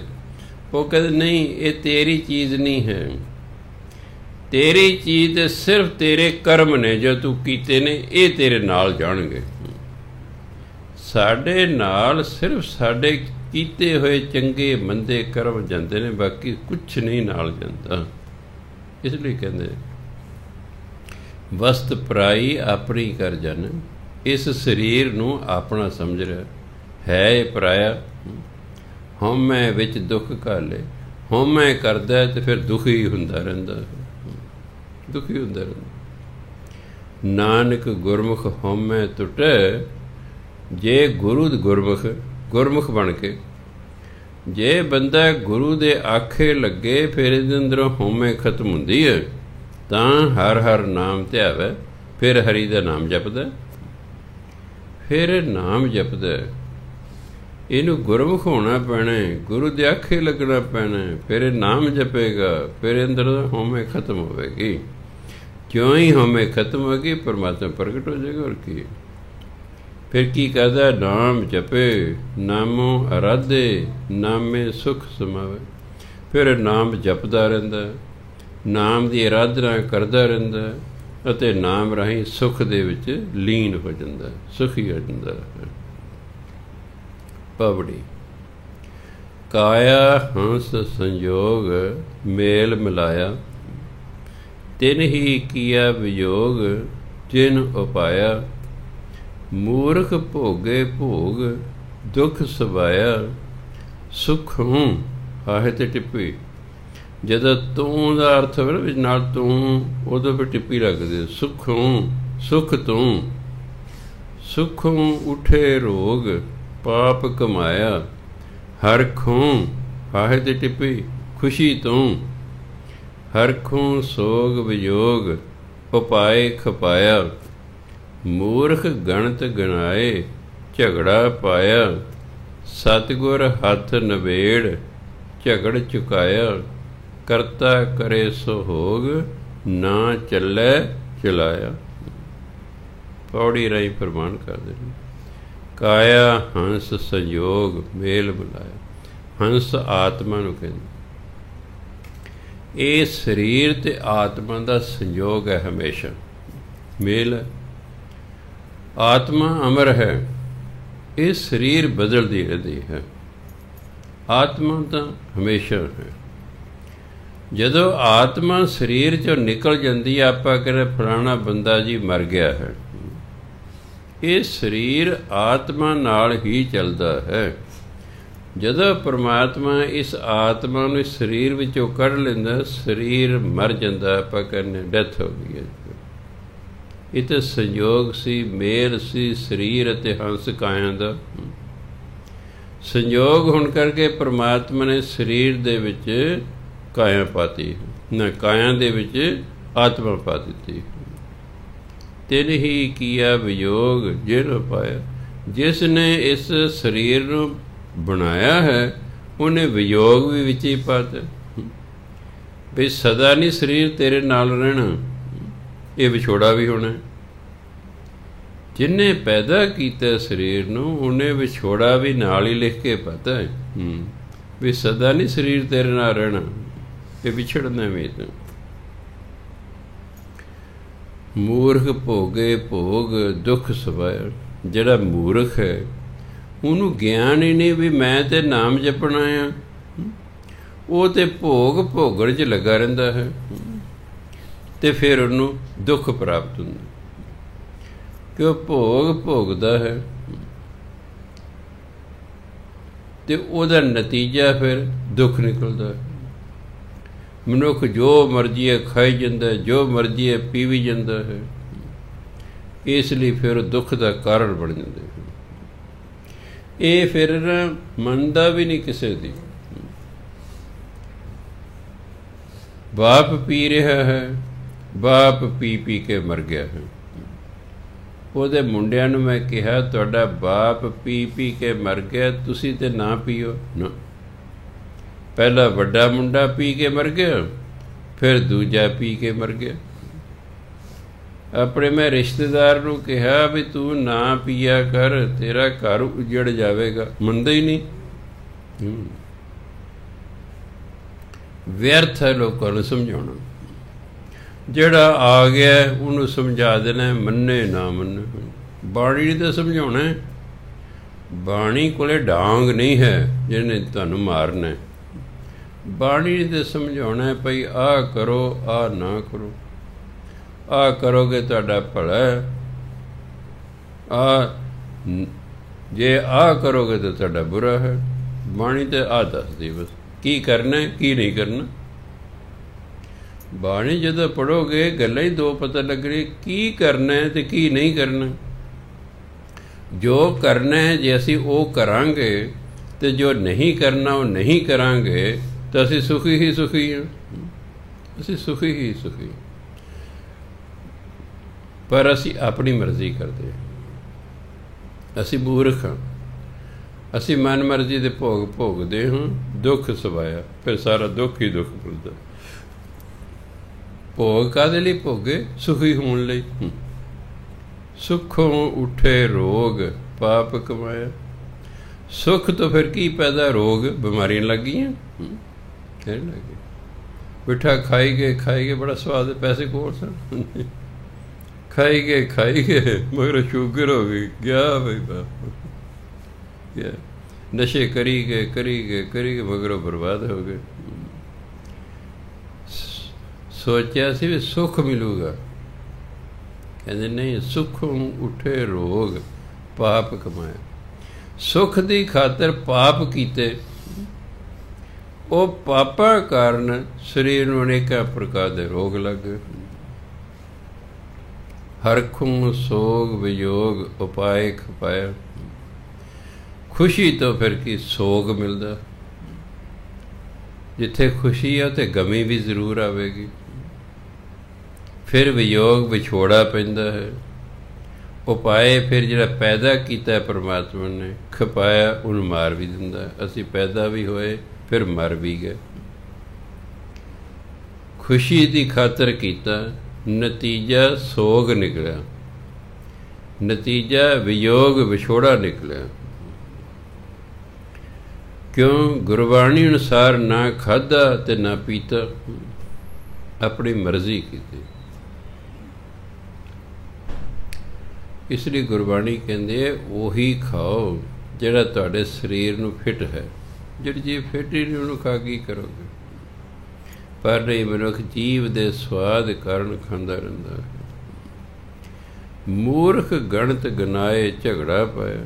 ਗਣਤ ਗਣਾਦਾ ਹੰਕਾਰ ਕਰਨਾ। ਮੂਰਖ ਹੰਕਾਰ ਕਰਦਾ ਤੇ ਫਿਰ ਲੋਕਾਂ ਨਾਲ ਝਗੜੇ ਕਰਦਾ। ਸਤਿਗੁਰ ਹੱਥ ਨਵੇੜ ਝਗੜ ਚੁਕਾਇਆ। ਜਿਸ ਆਪਾਂ ਆਪਣੇ ਆਪ ਨੂੰ ਗੁਰੂ ਦੇ ਹਵਾਲੇ ਕਰਦੀ ਨਾ, ਫਿਰ ਕੀ ਕਰਦਾ ਉਹ? ਇਹ ਸਾਡਾ ਨਵੇੜਾ ਕਰ ਦਿੰਦਾ ਤੇ ਜਿਹੜਾ ਝਗੜਾ ਹੈ ਉਹ ਖਤਮ ਹੋ ਜਾਂਦਾ ਹੈ। ਦੋ ਬੰਦੇ ਝਗੜ ਪਏ ਨੇ, ਇੱਕ ਤੀਜਾ ਵਿੱਚ ਚਾਹੀਦਾ ਸੁਲ੍ਹਾ ਕਰਾਉਣ ਲਈ। ਤੀਜਾ ਵਿੱਚ ਪਏਗਾ ਤਾਂ ਹੀ ਸੁਲ੍ਹਾ ਹੋਵੇਗੀ। ਦੋਨੋਂ ਆਪਸ 'ਚ ਕਿਵੇਂ ਕਰਨਗੇ? ਜੇ ਹਿੰਦੁਸਤਾਨ ਤੇ ਪਾਕਿਸਤਾਨ ਨੂੰ ਅਮਰੀਕਾ ਜਾਂ ਕੋਈ ਹੋਰ ਦੇਸ਼ ਕਹਿੰਦਾ ਵੀ ਅਸੀਂ ਤੁਹਾਡਾ ਝਗੜਾ ਨਿਬੇੜ ਦਈਏ, ਕਹਿੰਦੇ ਨਾ ਜੀ ਅਸੀਂ ਆਪੇ ਹੀ ਨਿਬੇੜਾਂਗੇ। ਇਹਦੇ ਬਾਅਦ ਨਹੀਂ ਨਿਬੇੜਨਾ ਵੀ ਤੁਹਾਡੀ ਆਪਸ ਦੇ ਬੋਲ ਚਾਲ ਕੋਈ ਨਹੀਂ, ਤੁਸੀਂ ਕਿਵੇਂ ਨਿਬੇੜੋਗੇ? ਵੀ ਇਹ ਪੁੱਛੇ ਕਿਉਂ ਨਿਬੇੜਦੇ ਹੀ ਨਹੀਂ? ਹਾਲਾਂਕਿ ਕਈ ਦੇਸ਼ ਕਹਿੰਦੇ ਨੇ ਅਸੀਂ ਤੁਹਾਡਾ ਨਿਬੇੜ ਦਿੰਦੇ, ਫੈਸਲਾ ਕਰਾ ਦਿੰਦੇ, ਤੁਸੀਂ ਕਾਹਨੂੰ ਇੰਨੇ ਸਾਲਾਂ ਤੋਂ ਲੜ ਰਹੇ ਹੋ? ਨਾ ਜੀ, ਅਸੀਂ ਕਹਿੰਦੇ ਆਪੇ ਹੀ ਕਰਾਂਗੇ, ਸਾਨੂੰ ਤੀਜੇ ਦੇ ਵਿੱਚ ਲੋੜ ਨਹੀਂ ਹੈਗੀ। ਇਸ ਤੋਂ ਸਾਫ਼ ਜ਼ਾਹਰ ਹੈ ਕਿ ਨਹੀਂ ਨਿਬੇੜਨਾ, ਐਂ ਹੀ ਰੰਡੀ ਰੋਣਾ ਜਿਹਾ ਰੱਖਣਾ ਹੈ। ਜੇ ਗੁਰੂ ਦੇ ਹੱਥ ਦੇ ਦਿੱਤਾ ਜਾਏ ਜੀ ਤੁਸੀਂ ਹੀ ਨਿਬੇੜ ਦਿਓ, ਉਹ ਕਹਿੰਦਾ ਹੁਣੇ ਨਿਬੇੜ ਦਿੰਦੇ, ਹੁਣੇ ਨਿਬੇੜ ਦੇ, ਆਪੇ ਹੀ ਝਗੜਾ ਜੰਮਣ ਮਰਦਾ ਚੱਕਰ ਹੀ ਖਤਮ ਹੋ ਜਾਏਗਾ। ਕਰਤਾ ਕਰੇ ਸੋਹੋਗ ਨਾ ਚਲਿਆ ਚਲਾਇਆ। ਜੋ ਪਰਮਾਤਮਾ ਕਰਦਾ ਨਾ ਉਹੀ ਹੁੰਦਾ। ਪਰਮਾਤਮਾ ਦੇ ਹੁਕਮ ਨੂੰ ਬਦਲਿਆ ਨਹੀਂ ਜਾ ਸਕਦਾ। ਨਾ ਚੱਲਿਆ ਚਲਾਇਆ, ਆਪਣਾ ਚਲਾਇਆ ਨਹੀਂ ਚੱਲਣਾ ਉਹਨੇ। ਜੋ ਉਸਨੇ ਕਰਨਾ ਹੈ ਉਹੀ ਹੁੰਦਾ ਹੈ। ਸ਼ਲੋਕ ਮਹਿਲਾ ਪਹਿਲਾ। ਕੂੜ ਬੋਲ ਮੁਰਦਾਰ ਖਾਏ, ਅਵਰੀ ਅਵਰੀ ਰੜ ਬਿਹਾਰੀ ਬਿੰਦੇ ਹੋਰਾਂ ਨੂੰ, ਅਵਰੀ ਨੂੰ ਸਮਝਾਵਣ ਜਾਏ। ਮੁੱਠਾ ਆਪ ਮੁਹਾਏ ਸੱਥ ਹੈ, ਨਾਨਕ ਐਸਾ ਆਗੂ ਜਪ। ਕੂੜ ਬੋਲ ਮੁਰਦਾਰ ਖਾਏ। ਮੁਰਦਾਰ ਦਾ ਸ਼ਬਦੀ ਅਰਥ ਤੇ ਮੁਰਦਾ ਹੈ। ਗੁਰਬਾਣੀ ਅਨੁਸਾਰ ਮੁਰਦਾਰ ਹਰਾਮ ਦੀ ਕਮਾਈ ਨੂੰ ਕਹਿੰਦੇ। ਹਰਾਮ ਦੀ ਕਮਾਈ ਕਰਨ ਲਈ ਝੂਠ ਬੋਲਦਾ ਹੈ, ਝੂਠ ਬੋਲਦਾ। ਉਹ ਜੀ ਤੁਹਾਡਾ ਦੁੱਧ ਨਹੀਂ ਠੀਕ, ਨਾ ਜੀ ਨਾ, ਖਰਾ ਬਿਲਕੁਲ, ਤੇ ਕਦੇ ਪਾਣੀ ਪਾਇਆ ਹੀ ਨਹੀਂ ਹੈ ਜੀ, ਝੂਠ ਬੋਲ ਰਿਹਾ। ਜਦੋਂ ਦਾ ਦੁੱਧ ਵਿਕਣ ਲੱਗੇ ਉਦੋਂ ਦੀ ਮਿਲਾਵਟ ਸ਼ੁਰੂ ਹੈ। ਉਦੋਂ ਜਦੋਂ ਦਾ ਦੁੱਧ ਵਿਕਣ ਲੱਗਾ ਹੈ ਉਦੋਂ ਤੋਂ ਹੀ ਇਹਦੇ ਵਿੱਚ ਮਿਲਾਵਟ ਹੈ। ਜਿਹੜਾ ਕਹਿੰਦਾ ਮੈਂ ਖਰਾ ਵੇਚਦਾ, ਝੂਠ ਬੋਲਦਾ। ਕੋਈ ਖਰਾ ਖੁਰਾ ਨਹੀਂ ਵੇਚਦਾ।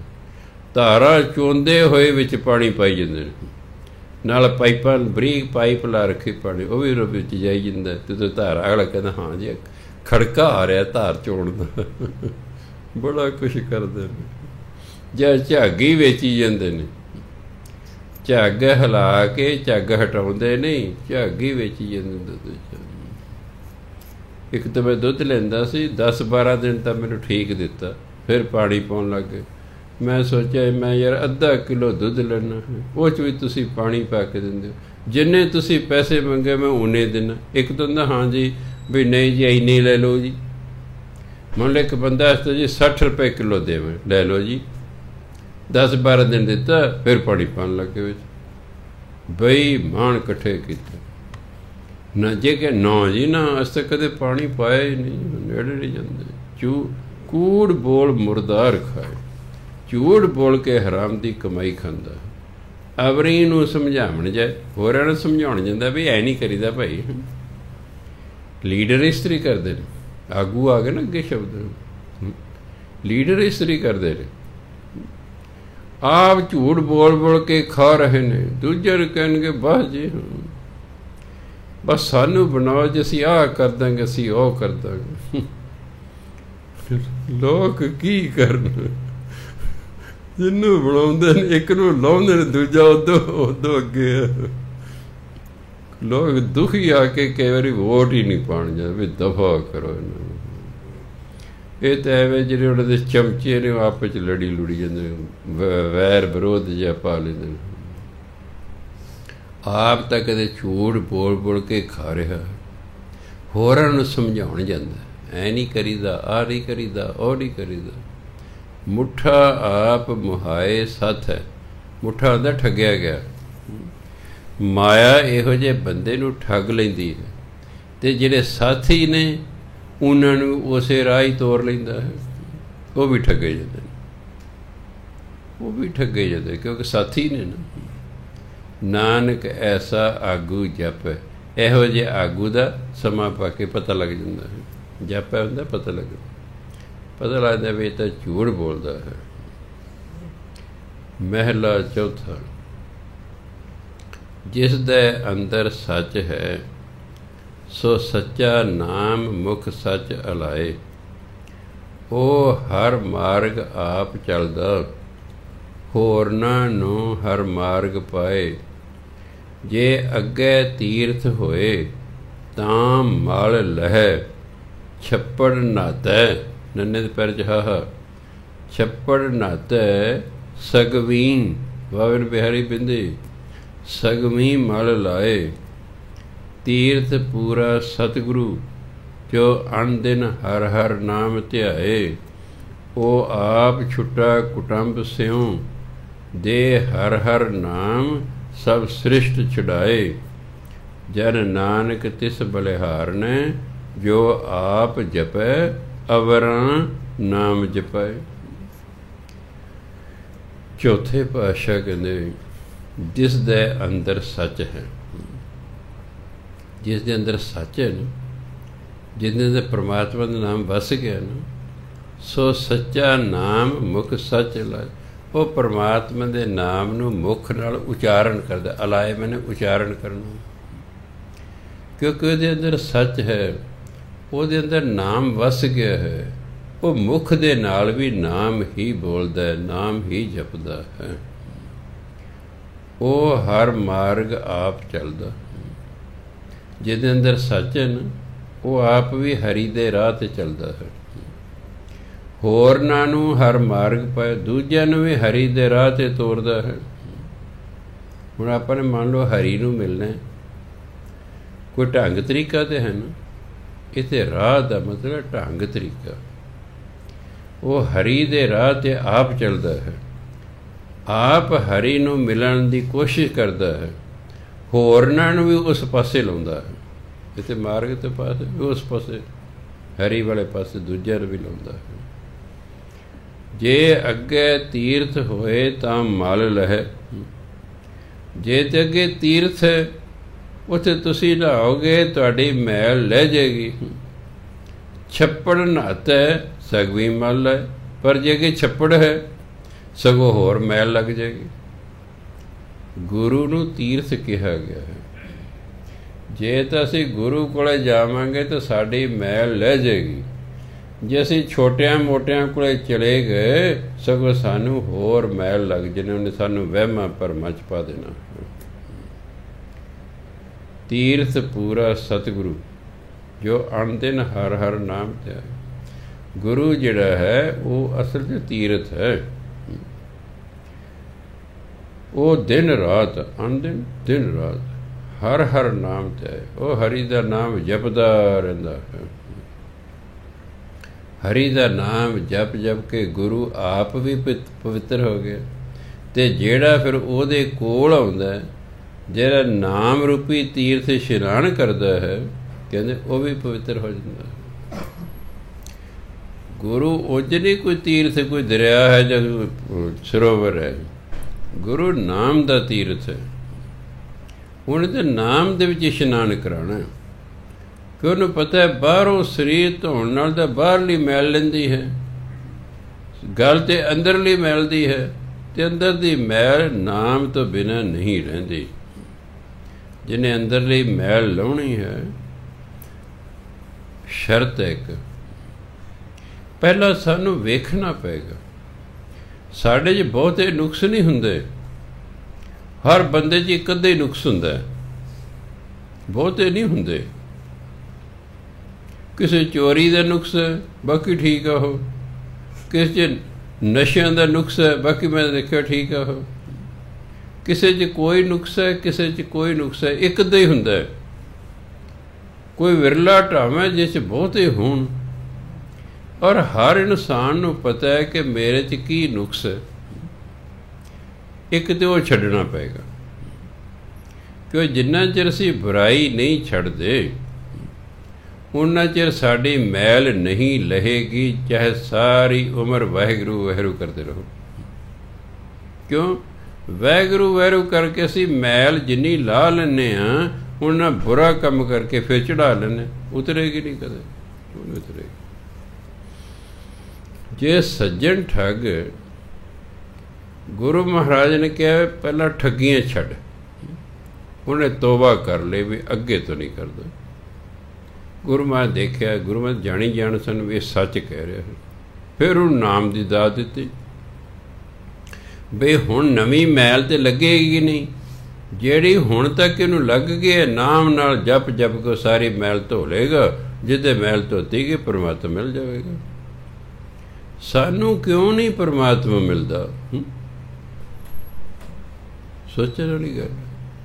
ਕਿੱਥੇ 15 ਅਗਸਤ 1971, 29 ਸਾਲ ਹੋ ਤੇ 21 ਸਾਲ ਆ, 50 ਸਾਲ 50 ਸਾਲ ਹੋ ਗਏ ਮੈਨੂੰ ਭਜਨ ਬੰਦਗੀ ਕਰਦਿਆਂ, ਪਰ ਰੱਬ ਅਜੇ ਵੀ ਨਹੀਂ ਮਿਲਿਆ। ਇਹ ਤਾਂ ਅੰਦਰ ਕਿਤੇ ਮੈਲ ਹੈ ਨਾ, ਕਿਤੇ ਤੇ ਬੁਰਾਈ ਲੁਕ ਵੀ ਹੈ ਨਾ ਅੰਦਰ।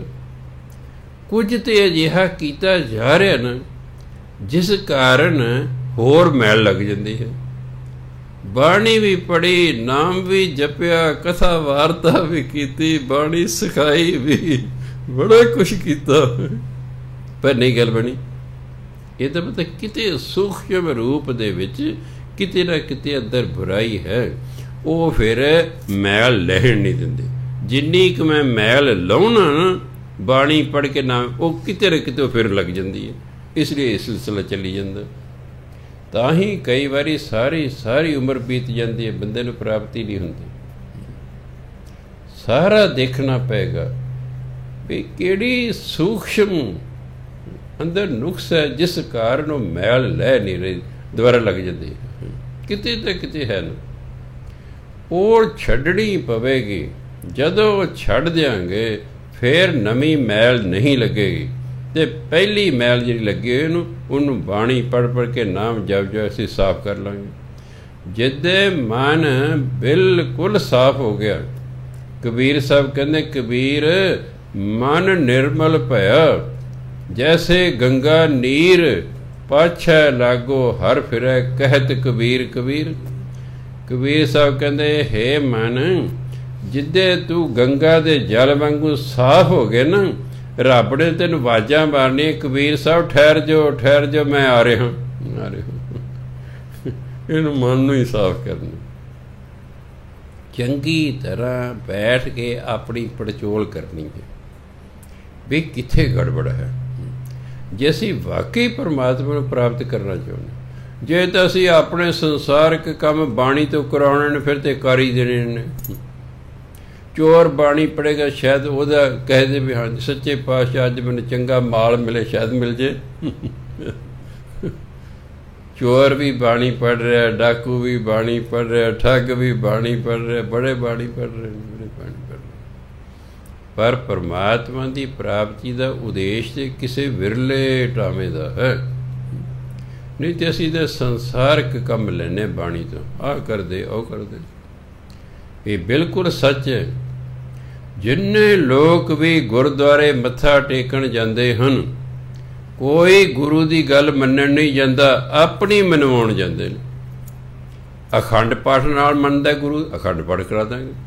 10,000 ਚੜਾਵੇ ਨਾਲ ਮੰਨਦਾ, ਚੜਾਵਾ ਚੜਾ ਦਾਂਗੇ। ਨੱਕ ਰਗੜਨ ਨਾਲ ਮੰਨਦਾ, ਨੱਕ ਰਗੜਨ ਲਾ। ਲੰਗਰ ਨਾਲ ਮੰਨਦਾ, ਲੰਗਰ ਲਾ ਦਾਂ। ਗੁਰੂ ਨੂੰ ਅਸੀਂ ਕਹਿੰਦੇ ਸਾਡੀ ਮੰਨ, ਤੇਰੀ ਮੰਨਣ ਲਈ ਸਾਡੇ ਕੋਲ ਟਾਈਮ ਨਹੀਂ ਹੈ। ਜੇ ਕਿਤੇ ਗੁਰੂ ਬਾਰੇ ਬੋਲ ਕੇ ਕਹਿ ਦੇਣ ਤੇਰੀ ਮੰਗ ਪੂਰੀ ਨਹੀਂ ਹੋਣੀ, ਅਸੀਂ ਕਹੇ ਚੰਗਾ ਜੀ ਸਤਿ ਸ੍ਰੀ ਅਕਾਲ, ਤੁਸੀਂ ਗੁਰਦੁਆਰੇ ਠੀਕ, ਅਸੀਂ ਆਪਣੇ ਘਰ ਠੀਕ ਹੈ। ਅਸੀਂ ਤਾਂ ਇਸ ਲਈ ਜਾਈ ਜਾਂਦੇ ਹਾਂ ਕਿਉਂਕਿ ਬੋਲ ਨਹੀਂ ਰਹੇ। ਸਾਨੂੰ ਉਮੀਦ ਹੈ ਸ਼ਾਇਦ ਕੱਲ੍ਹ ਨੂੰ ਗੱਲ ਬਣ ਜਾਏ, ਸਾਨੂੰ ਸ਼ਾਇਦ ਮਹੀਨੇ ਨੂੰ ਬਣ ਜਾਏ, ਸ਼ਾਇਦ ਇੱਕ ਚਲੀਏ ਤੋਂ ਬਾਅਦ ਬਣ ਜਾਏ, ਇਸ ਲਈ ਅਸੀਂ ਲੱਗੇ ਰਹਿੰਦੇ। ਜੇ ਕਿਤੇ ਬੋਲ ਕੇ ਗੁਰੂ ਮਹਾਰਾਜ ਕਹਿੰਦੇ ਤੇਰੇ ਘਰ ਪੁੱਤਰ ਨਹੀਂ ਹੋਣਾ, ਆਲਾ ਚੰਗਾ ਜੀ ਸਤਿ ਸ੍ਰੀ ਅਕਾਲ, ਫਿਰ ਮੈਂ ਤੁਹਾਡੇ ਤੋਂ ਕੀ ਕਰਾਉਣਾ?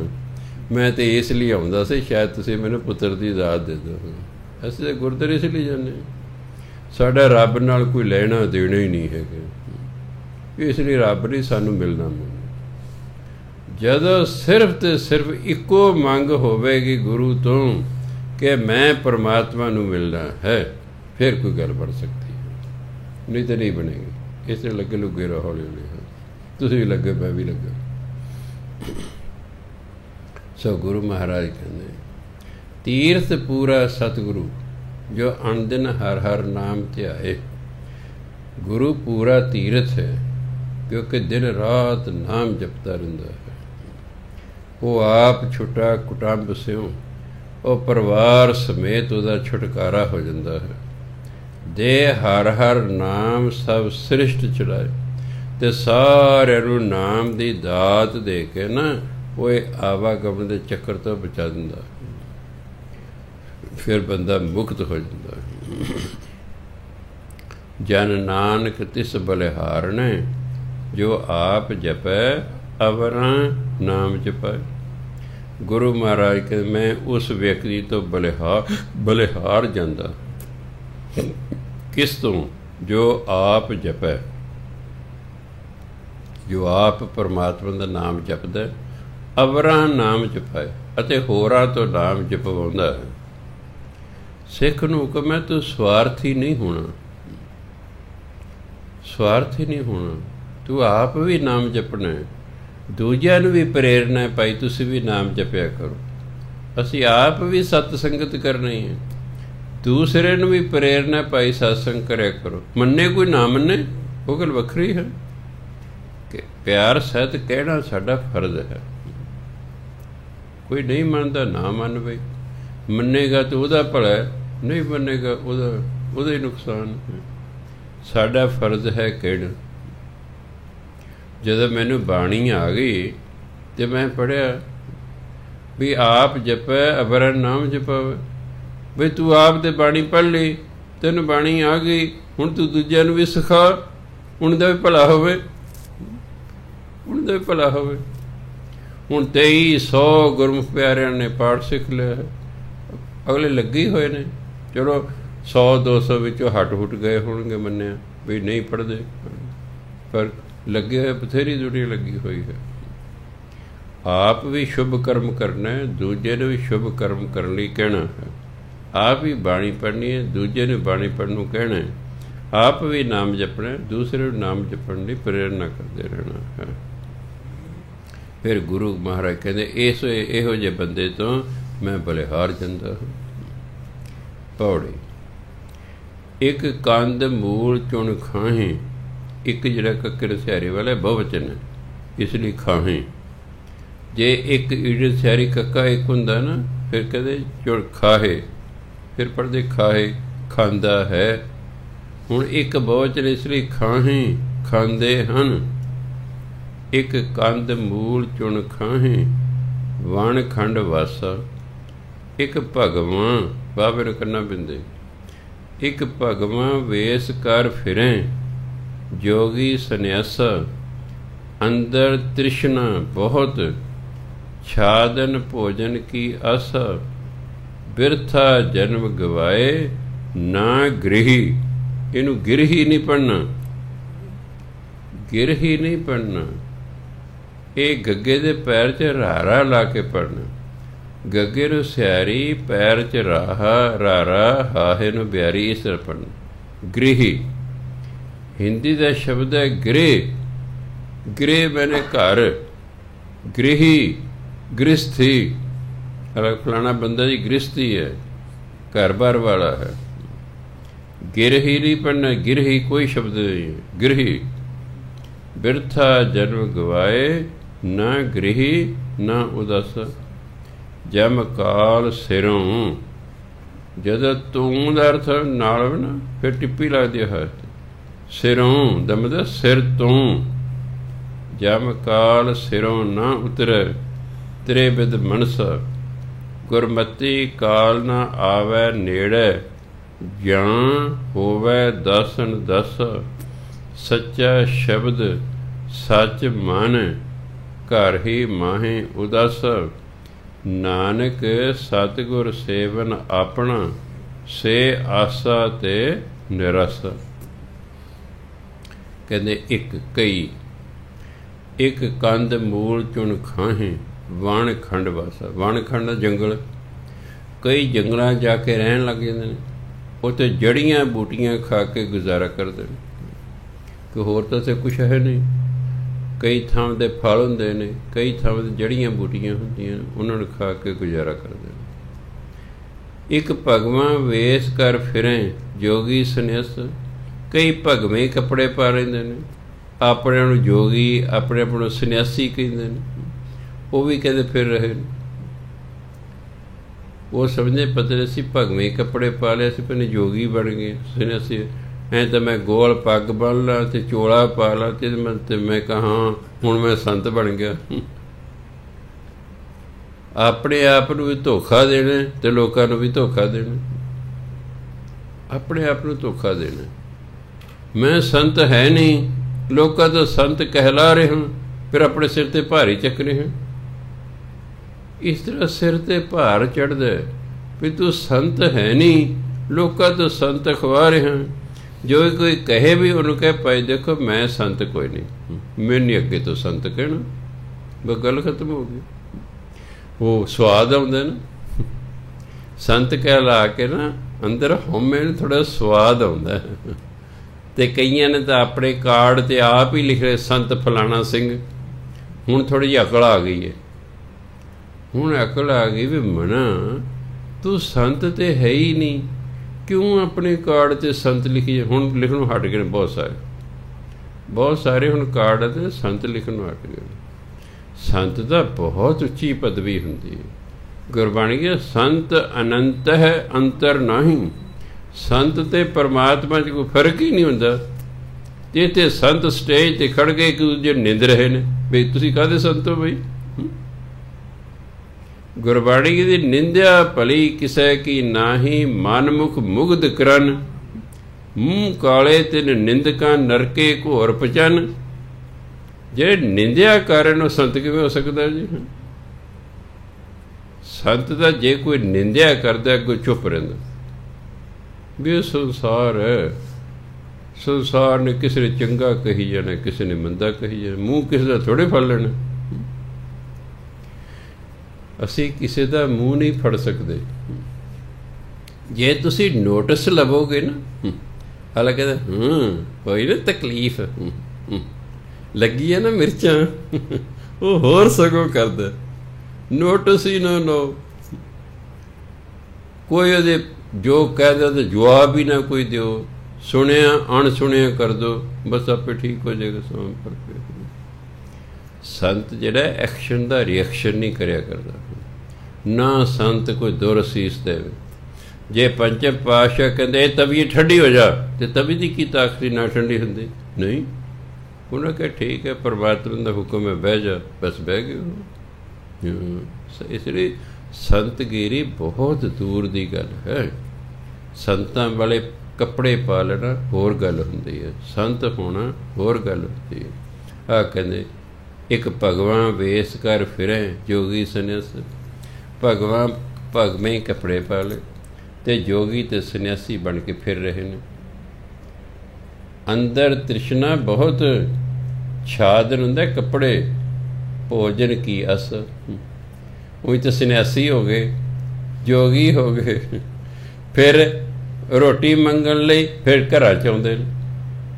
ਵੀ ਭਲਿਓ ਮਾਨਸੋ, ਜੇ ਤੁਸੀਂ ਗ੍ਰਸਤੀਆਂ ਦੇ ਕੋਲ ਹੀ ਰੋਟੀ ਦੇ ਕੱਪੜੇ ਲੈ ਲੈਣ, ਫਿਰ ਉਹੀ ਗ੍ਰਸਤੀ, ਫਿਰ ਘਰ ਬਾਰ ਛੱਡਣ ਦੀ ਕਿਉਂ ਲੋੜ ਹੈ?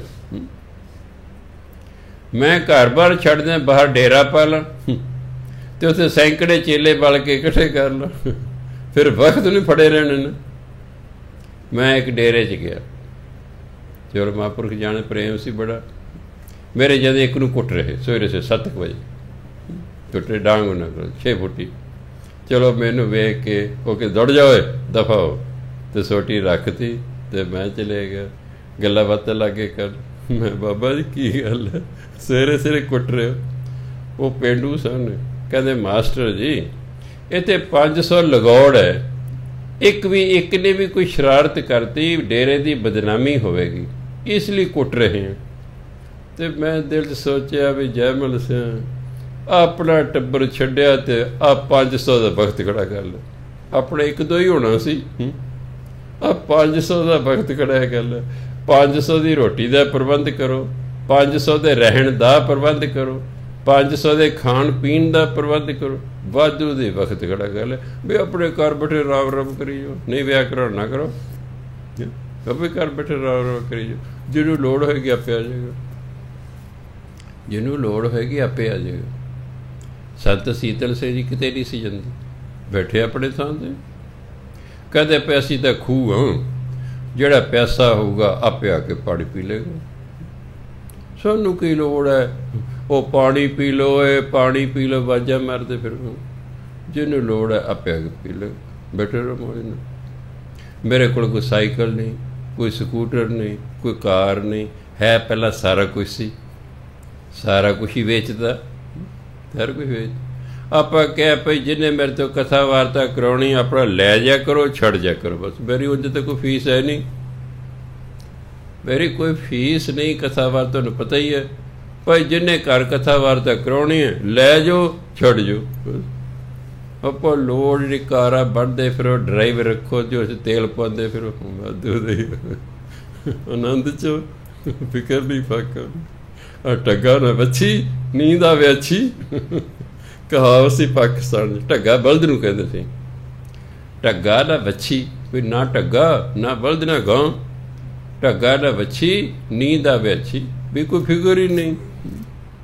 ਇੱਕ ਮਹਾਂਪੁਰਖ ਸਨ, ਇਹ ਕਹਿੰਦਾ ਬਾਬਾ ਜੀ ਤੁਹਾਨੂੰ ਮੈਂ ਘੋੜੀ ਦੇਣਾ ਚਾਹੁੰਦਾ। ਕਹਿੰਦੇ ਪਰ ਮੈਂ ਨਹੀਂ ਘੋੜੀ ਲੈਣੀ।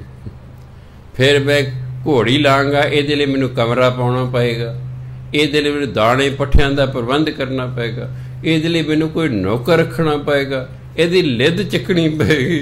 ਮੈਂ ਨਹੀਂ ਰੱਖਦਾ, ਤੂੰ ਆਪਣੀ ਘੋੜੀ ਆਪਣੇ ਕੋਲ ਹੀ ਰੱਖ। ਇੱਕ ਆ ਗਿਆ, ਬਾਬਾ ਜੀ ਅਸੀਂ ਤੁਹਾਨੂੰ ਕਾਰ ਭੇਟ ਕਰਨੀ। ਕਹਿੰਦਾ ਮੈਂ ਨਹੀਂ ਕਾਰ ਲੈਣੀ। ਨਹੀਂ ਜੀ ਬਾਬਿਆਂ ਕੋਲ ਕਾਰ ਹੁੰਦੀ। ਕਹਿੰਦਾ ਮੈਂ ਨਹੀਂ ਲੈਣੀ। ਕਹਿੰਦਾ ਤੂੰ ਕਾਰ ਦੇ ਜਾਏਗਾ, ਮੈਨੂੰ ਚਲਾਉਣੀ ਨਹੀਂ ਆਉਂਦੀ, ਮੈਨੂੰ ਡਰਾਈਵਰ ਰੱਖਣਾ ਪਏਗਾ, ਉਹ ਫਿਰ ਮੈਨੂੰ ਡੀਜ਼ਲ ਦਾ ਵੀ ਪ੍ਰਬੰਧ ਕਰਨਾ ਪਵੇਗਾ, ਕਾਰ ਖੜੀ ਕਰਨ ਲਈ ਕੋਈ ਕਮਰਾ ਵੀ ਚਾਹੀਦਾ ਹੈ, ਮੈਂ ਐਵੇਂ ਵਾਧੂ ਦੇ ਵਕਤ ਖੜਾ ਕਰ ਲਾਂ। ਮੈਨੂੰ ਨਹੀਂ ਤੇਰੀ ਕਾਰ ਚਾਹੀਦੀ, ਲੈ ਜਾ ਆਪਣੀ ਕਾਰ, ਮੇਰੇ ਸਾਹਮਣੇ ਮੋੜ ਤਨ। ਕਹਿੰਦਾ ਉਹ ਵਿਚਾਰਾ ਚਾਬੀਆਂ ਦੇ ਰਿਹਾ, ਕਹਿੰਦਾ ਮੈਨੂੰ ਨਹੀਂ ਚਾਹੀਦੀ, ਲੈ ਜਾ ਆਪਣੀ ਕਾਰ। ਸੋ ਗੁਰੂ ਮਹਾਰਾਜ ਕਹਿੰਦੇ ਨੇ ਵੀ ਜੇ ਤੁਸੀਂ ਸੰਨਿਆਸੀ ਹੋ ਗਏ ਹੋ, ਤੁਸੀਂ ਜੋਗੀ ਹੋ ਗਏ ਹੋ, ਤੁਹਾਡੇ ਅੰਦਰ ਤੇ ਤ੍ਰਿਸ਼ਨ ਹੈ, ਛਾਦਣ ਦੀ, ਕੱਪੜਿਆਂ ਦੀ, ਭੋਜਨ ਦੀ ਆਸ ਹੈ ਤੁਹਾਨੂੰ, ਵੀ ਸਾਨੂੰ ਕੋਈ ਕੱਪੜੇ ਦੇ ਜੇ, ਸਾਨੂੰ ਕੋਈ ਭੋਜਨ ਦੇ ਜੇ। ਬਿਰਥਾ ਜਨਮ ਗਵਾਏ, ਨਾ ਗ੍ਰਹੀ ਨਾ ਉਦਾਸਾ। ਇਹੋ ਜਿਹਾ ਆਪਣਾ ਜਨਮ ਵਿਅਰਥ ਗਵਾਉਂਦੇ, ਨਾ ਗ੍ਰਸਤੀ ਰਹੇ ਅਤੇ ਨਾ ਸੰਨਿਆਸੀ ਰਹੇ। ਜਮ ਕਾਲ ਸਿਰੋਂ ਨਾ ਉਤਰੈ, ਤ੍ਰਿਬਿਦ ਬਣਸ, ਕਿਉਂਕਿ ਤ੍ਰਿਬਿਦ ਮਾਇਆ ਨੂੰ ਕਹਿੰਦੇ ਨੇ। ਮਨ ਤੇ ਮਾਇਆ ਦੇ ਵਿੱਚ ਹੈ, ਇਸ ਲਈ ਮੌਤ ਦਾ ਜਮ ਸਿਰੋਂ ਨਹੀਂ ਉਤਰਦਾ। ਭਾਵ ਮੌਤ ਦੇ ਜਮ ਨੇ ਆਉਣਾ ਹੀ ਆਉਣਾ ਹੈ। ਗੁਰਬਤੀ ਕਾਲ ਨਾ ਆਵੈ ਨੇੜੇ, ਜਾਂ ਹੋਵੇ ਦਸਨ ਦਸ। ਜੇ ਕੋਈ ਬੰਦਾ ਪਰਮਾਤਮਾ ਦੇ ਦਾਸਾਂ ਦਾ ਦਾਸ ਹੋ ਜਾਏ ਅਤੇ ਗੁਰੂ ਦੀ ਮੱਤ 'ਤੇ ਚੱਲੇ, ਫਿਰ ਜਿਹੜੇ ਜਮ ਉਹਦੇ ਨੇੜੇ ਵੀ ਨਹੀਂ ਆ ਸਕਦੇ। ਸੱਚਾ ਸ਼ਬਦ ਸੱਚ ਮਨ, ਘਰ ਹੀ ਮਾਹੇ ਉਦਸ। ਜਿਹਦੇ ਮਨ ਵਿੱਚ, ਜਿਹਦੇ ਹਿਰਦੇ 'ਚ ਪਰਮਾਤਮਾ ਦਾ ਨਾਮ ਹੈ ਨਾ, ਉਹ ਤੇ ਘਰ ਦੇ ਵਿੱਚ ਹੀ ਰਹਿੰਦਾ ਹੈ। ਉਦਾਸੀ ਸਾਧੂ ਹੈ, ਉਹ ਤੇ ਘਰ 'ਚ ਰਹਿੰਦਾ ਵੀ ਉਹਦਾ ਸੰਨਿਆਸੀ ਹੈ। ਗੱਲ ਤੇ ਨਾਮ ਦੀ ਹੈ, ਅੰਦਰ ਨਾਮ ਵਸਣਾ ਚਾਹੀਦਾ। ਰਹੋ ਜਿੱਥੇ ਮਰਜ਼ੀ ਤੁਸੀਂ। ਨਾਨਕ ਸਤਿਗੁਰ ਸੇਵਨ ਆਪਣਾ, ਸੇ ਆਸਾ ਤੇ ਨਿਰਸ। ਜਿਹੜੇ ਗੁਰੂ ਦੀ ਸੇਵਾ ਕਰਦੇ ਰਹਿੰਦੇ ਹਨ, ਉਹ ਇਹਨਾਂ ਇੱਛਾਵਾਂ ਦੇ ਵਿੱਚ ਰਹਿੰਦੇ ਵੀ ਇੱਛਾ ਰਹਿਤ ਰਹਿੰਦੇ। ਆਸਾ ਤੇ ਨਿਰਸ, ਨਿਰਆਸ। ਹਾਲਾਂਕਿ ਆਲੇ ਦੁਆਲੇ ਆਸਾਂ ਹੀ ਆਸਾਂ ਨੇ, ਉਹ ਇੱਛਾਵਾਂ ਦੇ ਵਿੱਚ ਰਹਿੰਦੇ ਹੋਏ ਇੱਛਾ ਰਹਿਤ ਰਹਿੰਦੇ ਹਨ, ਕਿਉਂਕਿ ਗੁਰੂ ਦੀ ਸੇਵਾ ਕਰਦੇ ਨੇ, ਨਾਮ ਜਪਦੇ ਨੇ, ਅੰਦਰੋਂ ਇੱਛਾ ਹੀ ਖਤਮ ਹੋ ਜਾਂਦੀ ਹੈ। ਨਾਮ ਤੋਂ ਬਿਨਾਂ ਸਾਡੀ ਇੱਛਾਵਾਂ ਨਹੀਂ ਖਤਮ ਹੁੰਦੀਆਂ, ਸਮਝਾਉਣ ਨਾਲ ਨਹੀਂ ਹੁੰਦੀਆਂ ਵੀ ਅਸੀਂ ਸਿਆਣੇ ਹੋ ਗਏ ਹਾਂ ਜੀ, ਨਾ। ਸਾਡੀਆਂ ਇੱਛਾਵਾਂ ਰਹਿਣਗੀਆਂ, ਨਾਮ ਜਪ ਜਪ ਕੇ ਫਿਰ ਇੱਛਾਵਾਂ ਖਤਮ ਹੁੰਦੀਆਂ। ਸੋ ਇਸ ਲਈ ਗੁਰੂ ਮਹਾਰਾਜ ਸਮਝਾ ਰਹੇ ਨੇ ਸਿੱਖ ਨੂੰ ਕਿ ਤੈਨੂੰ ਘਰ-ਬਾਰ ਛੱਡਣ ਦੀ ਲੋੜ ਨਹੀਂ, ਤੈਨੂੰ ਵਿਸ਼ੇਸ਼ ਪ੍ਰਕਾਰ ਦੇ ਕੱਪੜੇ ਪਾਉਣ ਦੀ ਲੋੜ ਨਹੀਂ, ਤੂੰ ਘਰ ਦੇ ਵਿੱਚ ਹੀ ਰਹਿ, ਬਸ ਪਰਮਾਤਮਾ ਦੇ ਨਾਮ ਨੂੰ ਹਿਰਦੇ 'ਚ ਵਸਾ ਲੈ, ਆਪਣਾ ਦਸਾਂ ਨੌਂ ਦੀ ਕਿਰਤ ਕਰ, ਪਰਿਵਾਰ ਪਾਲ, ਨਾਮ ਜਪ, ਵੰਡ ਕੇ ਛਕ ਤੇ ਮੌਜ ਕਰ। ਵਾਹਿਗੁਰੂ ਜੀ ਕਾ ਖਾਲਸਾ, ਵਾਹਿਗੁਰੂ ਜੀ ਕੀ ਫਤਿਹ।